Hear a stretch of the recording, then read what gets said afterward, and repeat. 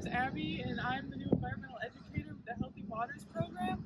And today we're going to be talking about all of the chemical and physical properties unique to water. We will first begin by asking the question, what is water made of? Well, if you were to take a droplet of water, whether it be from rain or from a lake, and zoomed in very, very closely, you would see that water was made up of a whole bunch of small little pieces grouped together. And these pieces that make up a water droplet are called molecules. And then, if you were to zoom in really closely on a molecule of water, you would find it was made up of two different materials.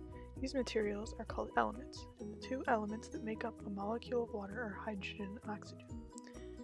They both love each other a lot, so they're really happy to come together to form molecules of water.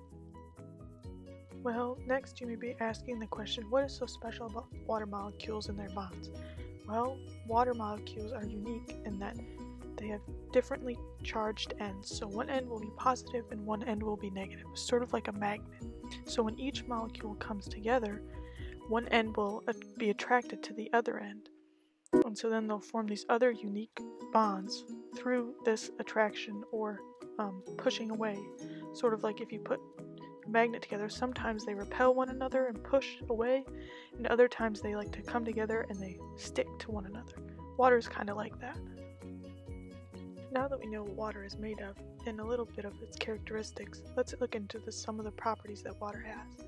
These include cohesion and adhesion, surface tension, a unique density, and it is really good at dissolving things. So, first we'll begin with cohesion and adhesion. So what do each of these words mean? Well, cohesion is the attraction or stickiness that water has towards itself. So an example would be when you have a glass of water, all the water stays at the bottom of the glass instead of separating off and floating around freely. Adhesion would be the attraction or stickiness that water has towards other materials. So when you have a little droplet of water or something stuck to the side of the glass rather than down in the big puddle of water. And so this gets us into our first activity, the soap-propelled boat. Here's a list of the materials you'll need, and full instructions will be below.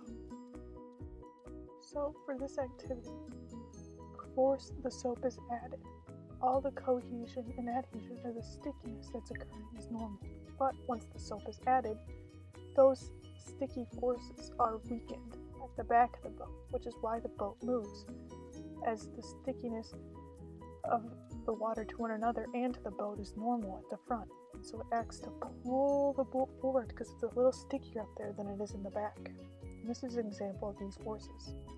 So next we'll talk about surface tension. Surface tension is a property that arises as a result of the cohesive forces or the stickiness of water to itself, which creates a strong kind of surface layer.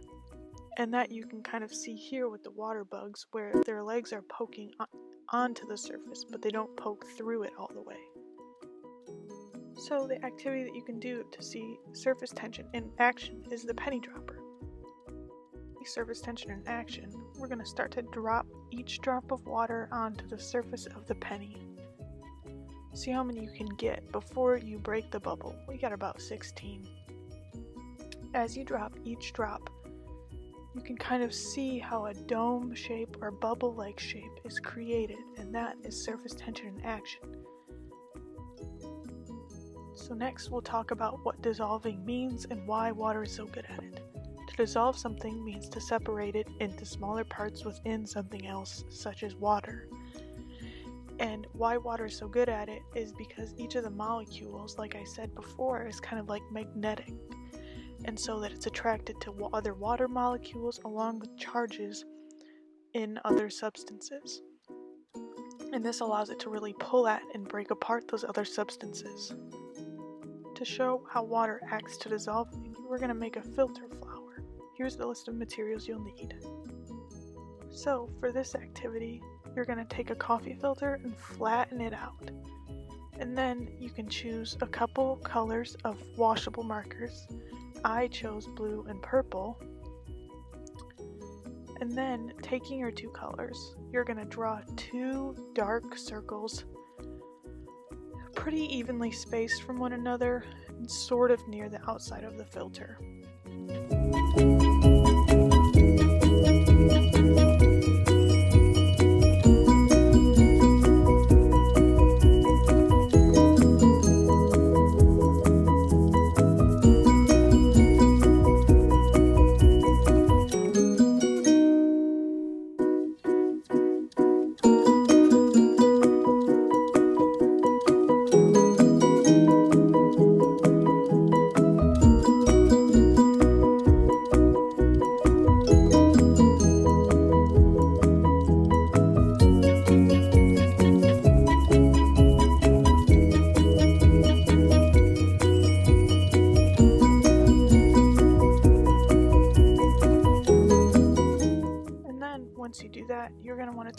filter and put it on a washable surface or in a washable container.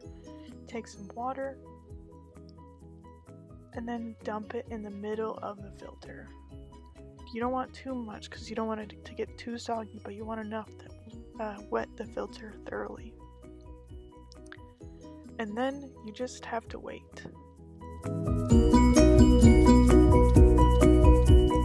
Here you can kind of see how the water has dissolved the blue marker and is now carrying that blue marker out further onto the filter, and is also sort of starting to work on dissolving and moving the purple marker.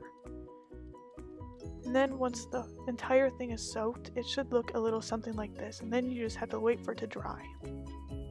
And once your filter is dried, it'll look something a little like this, but it'll have the colors on it that you chose.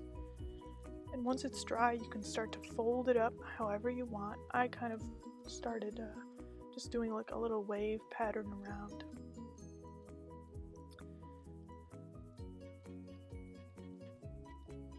But then when you have it folded, you can kind of make a pointy end and take your pipe cleaner and then just begin to wrap it around the end of the flower or filter.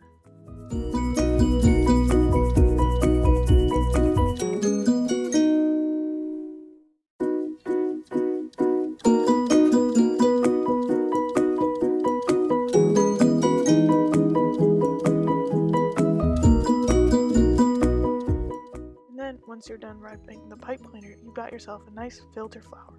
And then you can go ahead and make yourself more for a little bouquet. The last property we'll look at today is density. And density looks at the comparison between how much matter or weight an object takes up and compares it to the amount of space that the same object takes up. So an object that is very dense would have a lot of weight or matter and take up a very small amount of space. And an object that is not very dense would have a small amount of mass or weight and take up a very large amount of space. To look at the differences in density, we're going to be doing the Great Marble Race. Here's a list of materials you'll need. For this activity, I chose water, oil, and soap. And when I dropped my 3 beads or marbles in, I noticed that soap was much slower. Oil and water were pretty close, but oil was a little slower.